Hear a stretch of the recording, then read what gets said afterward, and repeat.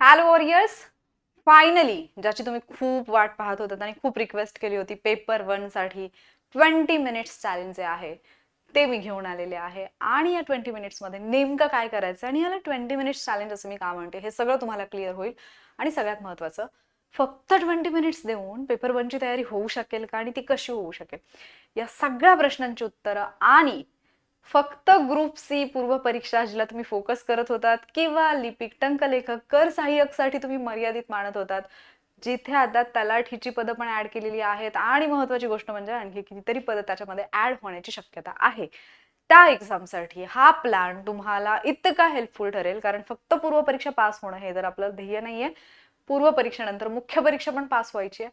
आणि पूर्व आणि मुख्य परीक्षेच्या मध्ये जो काही 60-63 दिवसांचाच वेळ आहे, इतक्या कमी दिवसामध्ये आपल्याला पेपर 2 ची तयारी करणं हे फार कठीण जाणार आहे. आणि मग जर रिझल्ट नाही आला तर परत हेच चक्र सुरू होणार आहे की पूर्व परीक्षा द्या, परत मुख्य परीक्षा द्या, पूर्व परीक्षेचाच रिझल्ट येईल की नाही माहिती नाही, सगळं काही अनिश्चित आहे. शिवाय पुढची एक्झाम कशी होईल केव्हा होईल हेही माहिती नाही. त्याच्यामुळे रोज फक्त 20 मिनिट द्यायचे आहेत आणि पेपर 1 ची तयारी करायची आहे. मग हे फक्त 20 मिनिट देऊन करू शकतो का आपण? डेफिनेटली करू शकतो. कशी करू शकतो? फक्त काही टास्क, शक्यतो मी वॉरियर सुप्रिया हा जो युट्यूब चॅनल आहे जो स्पेसिफिकली इंग्लिशसाठी आहे, पण तिथे खूप सगळ्या प्रकारचे व्हिडिओज तुम्हाला पाहायला मिळतील, तर तिथे मी ही सिरीज सुरू करण्याचा विचार करत आहे. मी प्रॉमिस नाही करत आहे, बट मी माझं 1000% देऊन ट्राय करेन की मी ही सिरीज घेऊन यावी. कारण खूप सगळे स्टुडंट आहेत ऑल ऑफ सडन सरळ सेवेकडून इकडे आलेले आहेत आता तलाठी भरतीसाठी एमपीएससी कडे, आणि खूप विद्यार्थी असेही आहेत जे अगोदरपासून एमपीएससी ची तयारी करतात पण कुठलीही पोस्ट हातात नाही आणि एनी हाव आता ही एक्झाम त्यांना क्रॅक करायची आहे. तर करायचं काय? साधा रूल आहे. फक्त दिवसाला 10 इंग्लिशचे वर्ड्स वोकॅब्युलरी मधून, मग ते तुम्ही वन वर्ड सबस्टिट्यूशन घेऊ शकता, सिनॉनिम अँटोनिम घेऊ शकता, होमोफोन्स घेऊ शकता, कुठलेही वर्ड्स, किंवा एक वर्ड असतो त्याचे अनेक मिनिंग असतात, कुठले, किंवा कन्फ्युजिंग वर्ड मधला पार्ट जो आहे तो जरी असेल, 10 वर्ड्स किंवा इडियम्स फ्रेजेस घेऊ शकता. सेम मराठी शब्द अर्थाचे 10 शब्द जे आहेत ते तुम्हाला घ्यायचे आहेत. आणि इंग्लिश ग्रामरचा एक रूल तुम्ही सिलेक्ट करू शकता जो तुम्हाला दिवसाला अभ्यासायचा आहे. आणि हा जो रूल तुम्ही अभ्यासाल, किंवा एखादा टॉपिक जो आहे तो सिलेक्ट करायचा आणि त्या टॉपिक मधला फक्त एकच पॉइंट मला आज कंप्लीट करायचा, इतकं लक्षात ठेवायचं. म्हणजे जर समजा मी डायरेक्ट इनडायरेक्ट सारखा टॉपिक घेतला असेल तर मी फक्त एका टाईपचे सेंटेन्सेस, म्हणजे इंट्रोगेटिव्ह सेंटेन्सेस असतील तर त्याचं कसं केलं जाईल इनडायरेक्ट स्पीच, फक्त एवढंच पाहून ठेवेन. पण कंपल्सरी काय की जी पण एक गोष्ट, एक पॉइंट तुम्ही इथे कराल त्याच्यावरचे ऍटलिस्ट 5 MCQ तुम्हाला सॉल्व्ह करायचे आहेत. आणि गंमत अशी आहे की हे सगळं मिनिमम वाला टार्गेट आहे, म्हणजे मॅक्झिमम तुम्ही कितीही करू शकता. मला दिवसाला 10 नाही 20 वर्ड्स करायचे आहेत, करा. 50 करायचे आहेत, करा. म्हणजे इथे तुम्हाला फक्त स्वतःला बंधन घालायचंय 10 वर्ड्सचं दिवसाला. बरं, आता हे सगळं जर करायचं म्हटलं तर तुम्ही म्हणाल 20 मिनिट्स मध्ये पॉसिबल आहे का? 100% पॉसिबल आहे. 100% पॉसिबल आहे. आणि एक टेक्निक सांगते की जिथे तुम्ही स्पेसिफिक वेळ न देता किंवा अगदी तासभर वेळ न घालवता पण हे सगळे वर्ड्स जे आहेत ते लर्न करू शकता. तसं तर याच्याबद्दल मी आधी पण बोललीये, पण बरेचसे विद्यार्थी असे असतील जे नवीन आहेत आणि पहिल्यांदा फॉलो करतायत मला. तर काय करायचं, 10 वर्ड्स जर मी प्रोव्हाइड केले तर तुमचं काम आणखी म्हणजे जवळपास 50-60% काम तर तुमचं तिथेच इझी होईल, कारण तुम्हाला सगळं ऐकतं मिळतं. हे 10 वर्ड्स घ्यायचे, एक सेपरेट नोटबुक किंवा छोटी डायरी मेंटेन करायची, तिथे हे 10 वर्ड्स लिहून ठेवायचे, हे पण 10 वर्ड्स लिहून ठेवायचे. सकाळी फक्त एकदा लिहायचे, म्हणजे लिहिताना मोठ्याने वाचायचे बस.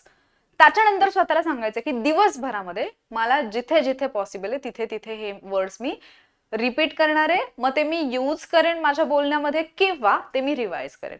मग आता ह्याच्यासाठी रिव्हिजनसाठी सेपरेट बसायचं का पुस्तक घेऊन? नाही. साधी सिंपल गोष्ट सांगू, मी सकाळी 10 वर्ड्स माझ्या बुकमध्ये लिहिले, त्यातले 5 मी हातावरती लिहिले, शक्य असेल तर मी 10 ही हातावरती लिहीन. आता जेव्हा मी ते हातावरती लिहिलेत, मी अभ्यास करत होते दुसऱ्या सब्जेक्टचा, जीएसचा अभ्यास करते, मला तहान लागली, मी उठले, पाणी पिण्यासाठी गेले, पाणी पिता पिता मी जस्ट हाताकडे पाहिलं, पाणी पित पित मी त्यातले 5 वर्ड्स जे आहेत ते वाचले, रिवाइज झाले.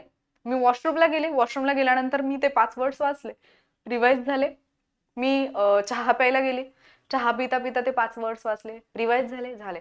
कुठलाही स्पेशल असा टाइम बाजूला न काढता पण तुम्ही हे जे वर्ड्स आहेत ते रिवाइज करू शकता दिवसभरामध्ये कधीही.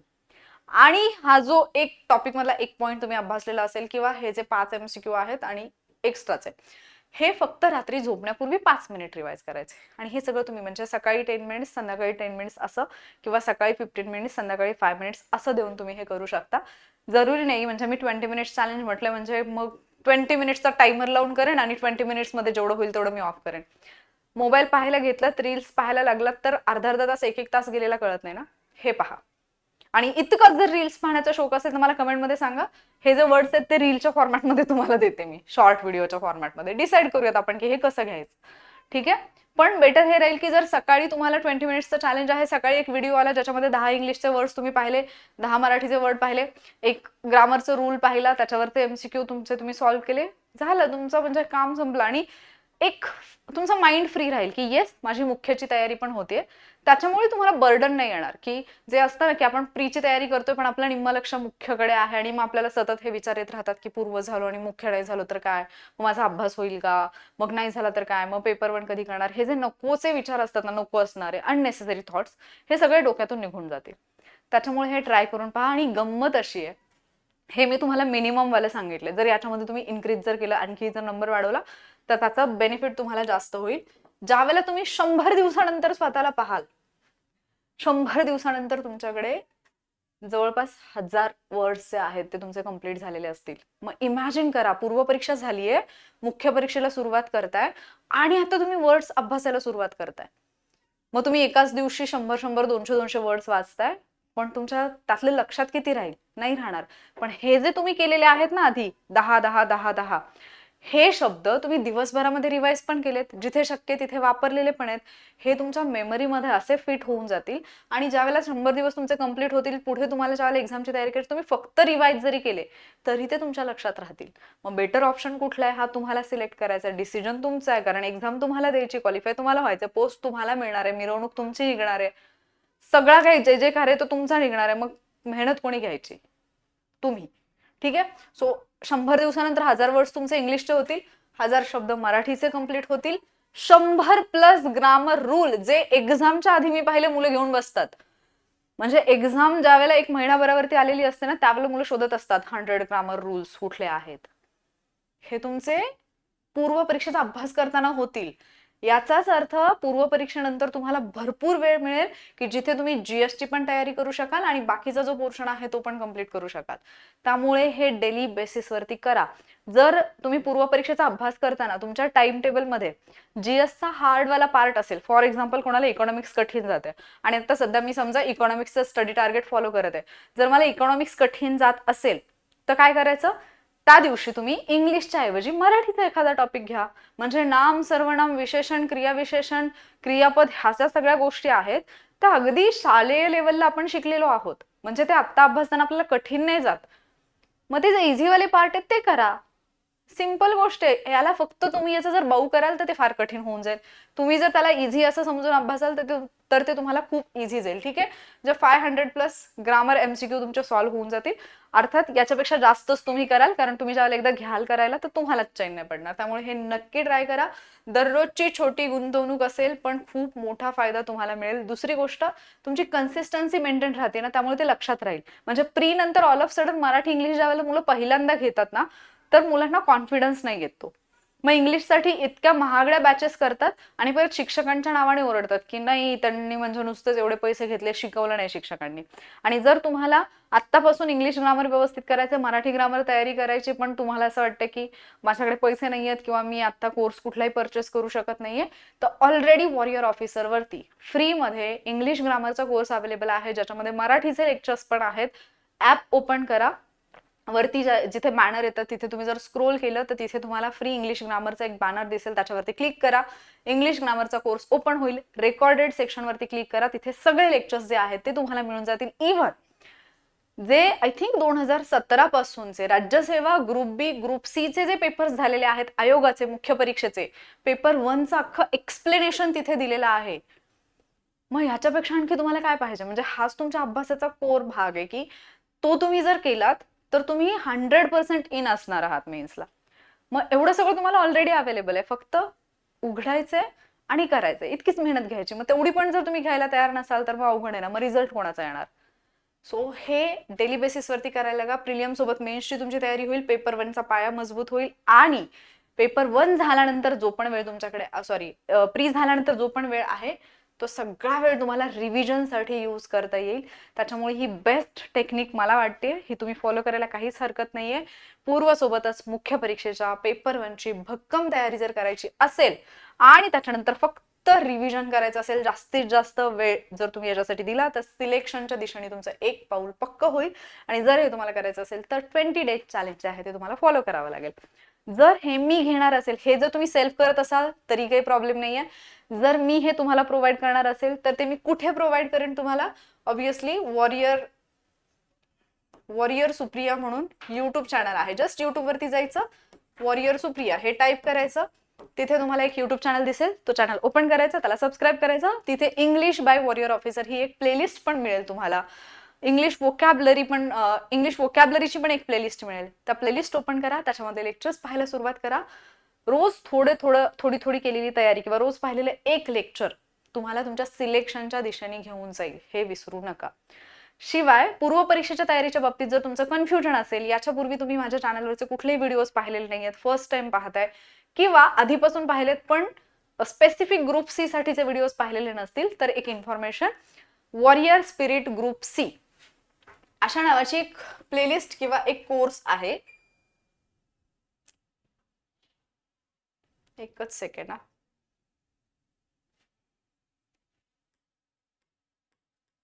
वॉरियर स्पिरिट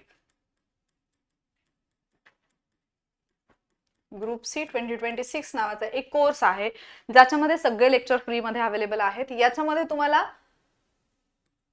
पॉलिटीचा अभ्यास 15 दिवसात कसा पूर्ण करायचा, जॉग्राफी 15 दिवसात कसं पूर्ण करायचं, सायन्सचा अभ्यास सुरू कुठून करायचा, सुरुवात कशी करायची, स्टेट बोर्ड कसे वाचायचे, कुठले टॉपिक इम्पॉर्टंट आहेत, कुठे आयोग प्रश्न विचारतोय, कुठे आपल्या जास्त मिस्टेक होतात, कुठला पार्ट जो आपल्याला अवघड जातो पण तो तितकासा अवघड नाहीये, आणि 20 दिवसामध्ये सायन्सचा अभ्यास कसा कंप्लीट करायचा, हे सगळं तुम्हाला या लेक्चरमध्ये मिळेल. 2 लेक्चर आहेत सायन्सचे.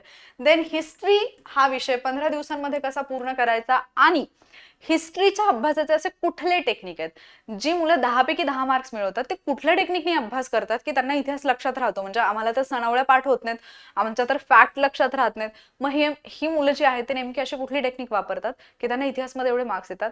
हिस्ट्रीच्या स्टडीशी रिलेटेड असणारे 5 इम्पॉर्टंट किंवा मी म्हणेन इफेक्टिव्ह टेक्निक जे आहेत ते टेक्निक्स, प्लस 3 बोनस टिप, एक जम्बो बोनस टिप, हे हिस्ट्रीच्या लेक्चरमध्ये दिली आहे. ते लेक्चर पण या प्लेलिस्टमध्ये आहे, ते लेक्चर पाहून घ्या. देन या 4 सब्जेक्टसाठी झालं. इकॉनॉमिक्सचं लेक्चर लवकरच अपलोड केलं जाईल, करंट अफेअर्सचं लेक्चर लवकर अपलोड केलं जाईल. एक लेक्चर दुसऱ्या प्लेलिस्टमध्ये मिळेल, ते मी इकडे ऍड करून देईन. मॅथ्स रिझनिंगमध्ये मास्टर कसे बनणार, तर त्याचा प्लॅन कसा फॉलो करायचा जर मॅथ्स रिझनिंग, कारण 20 मार्क्सला ना, आणि परत मेन्सला गेलात तर 44 मार्क, म्हणजे हा सब्जेक्ट सोडून देण्यासारखा नाहीये. मग जर एवढं करायचं तर मग ते कसं करायचं, मॅथ्स रिझनिंग मला कठीण जाते तर मी कशी तयारी करू शकेन, माझं बेसिक पक्क नाहीये तर काय करावं लागेल मला, हे सगळं त्या लेक्चरमध्ये दिलेलं आहे. मॅथ्स रिझनिंगचं मास्टर बनाल असं त्याच्यावरती थंबनेल आहे, तर ते लेक्चर पहा, तिथून मॅथ्स रिझनिंगच्या तयारीला सुरुवात करा. त्याच्यामध्ये इम्पॉर्टंट टॉपिक पण मेन्शन आहेत, ते टॉपिक पण करा, म्हणजे तुम्हाला मॅथ्स रिझनिंगमध्ये पण चांगले मार्क्स येतील. आता एवढं सगळं तुम्हाला दिलंय, आता फक्त उठायचं आणि करायचंय. याच्यात पण जर तुम्हाला आळस येत असेल तर मग कठीण आहे. सो याच्यासोबतच एक अपडेट जी तुम्हाला कदाचित माहिती असेल, 90 डेज चॅलेंज जे आहे ते मी घेत आहे याच्यासाठी, ग्रुप सीच्या परीक्षेच्या रिव्हिजनसाठी 90 डेज रिव्हिजन चॅलेंज आहे, मेंटरशिप बॅच आहे. इथे तुम्हाला डे वाईज स्टडी प्लॅन मिळणार आहे, डेली स्टडी टार्गेट, कशा पद्धतीने तुम्ही सिलेबसची रिव्हिजन जी आहे ती कंप्लीट करू शकता.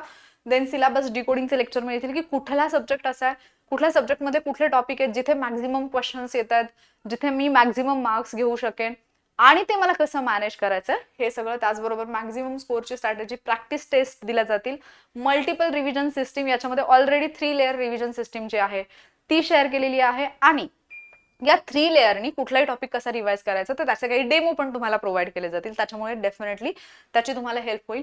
चालू घडामोडीसाठी मार्गदर्शन केलं जाईल. PYQ वरती आधारित तयारी करून घेतली जाईल. सेल्फ असेसमेंट फॉर्म्युला दिला जाईल, जिथून तुम्हाला समजेल की मला एक्झॅक्टली स्वतःमधल्या चुका कशा फाइंड आउट करायच्या आहेत, माझे जिथे मार्क्स जात आहेत ते मला कसे मिळवता येतील.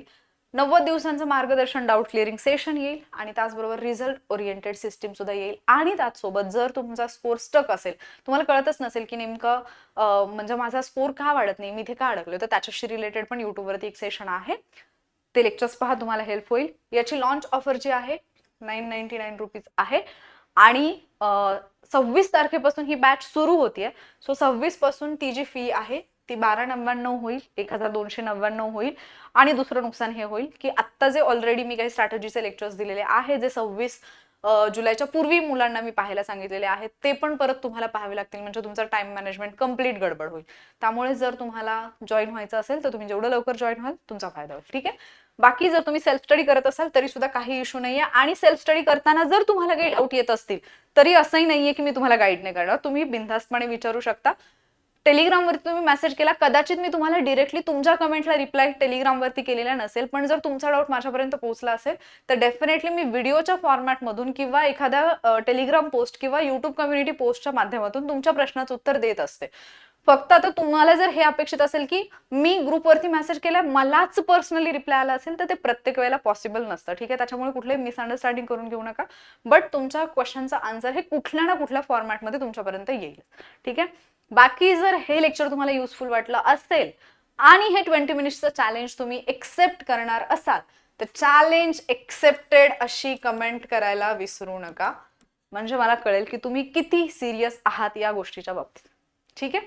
आणि बाकी जर काही डाऊट असतील किंवा पेपर 2 साठी किंवा इतर कुठल्याही गोष्टीसाठी जर तुम्हाला काही अडचण येत असेल तर कमेंट करून विचारू शकता. मी निश्चितपणे त्याच्यावरचं लेक्चर लवकरच घेऊन येण्याचा प्रयत्न करेन. आणि बाकी हे सगळे जर सेशन तुम्हाला हेल्पफुल वाटत असतील, मी जे शिकवते, जे बोलते ते तुम्हाला समजत असेल, थोडंफार मेंदूत उतरत असेल आणि असेच व्हिडिओज पाहायचे असतील तर चॅनलला सबस्क्राईब नक्की करा, कारण इथे तुमच्याकडून जिंकण्याची तयारी करून घेतली जाईल. भेटूयात लवकरच आपण पुढच्या सेशनमध्ये. थँक्यू.